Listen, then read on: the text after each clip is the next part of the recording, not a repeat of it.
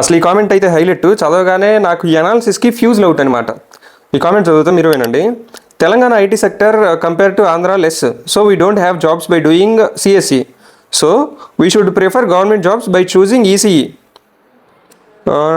So అందరు గొర్రెల మందలా పోకుండా గ్రూప్స్ ఇంట్రెస్ట్ ఉంటే ఈసీఈ వాజ్ బెస్ట్ గ్రూప్. ఇక్కడ ఈ అనాలిసిస్కే నాకు కొట్టేసినాయి అన్నమాట ఫ్యూజ్లు. కాదు బ్రో, అసలు ఎక్కడ చెప్పారు లైక్ నువ్వు ఏపీలో సిఎస్సి చేస్తే నువ్వు తెలంగాణలో జాబ్ చేయకూడదు అని? నువ్వు ఏపీలో సిఎస్సి చేసినా తెలంగాణలో జాబ్ చేయొచ్చు, ఇండియాలో ఎక్కడైనా జాబ్ చేయొచ్చు, అవుట్ ఆఫ్ ఇండియా కూడా జాబ్ చేయొచ్చు. ఏపీలో చేస్తే ఏపీలోనే చేయాలని లేదు. అండ్ సెకండ్ థింగ్, నువ్వు అన్నావు చూడు గ్రూప్స్, ఈ గ్రూప్స్లో కూడా స్టేట్ ఉంటాయి, సెంట్రల్ ఉంటాయి. మేబీ నువ్వు గ్రూప్స్ ఫోకస్ చేసినా కూడా నీకు సెంట్రల్ తగలొచ్చేమో, సెంట్రల్ జాబ్స్కి రాస్తూ రావచ్చు. సెంట్రల్ వాటికి రాస్తే నీకు ఏపీలోనే పోస్ట్ చేస్తారని లేదు, ఆల్ ఓవర్ ఇండియా ఎక్కడైనా నువ్వు జాబ్ చేయొచ్చు.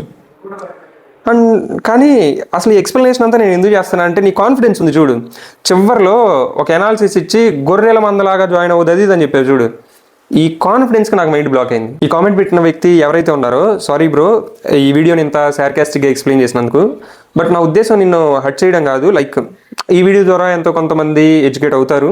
సార్కాస్టిక్గా ఎక్స్ప్లెయిన్ చేసినందుకు ఐఎమ్ వెరీ సారీ.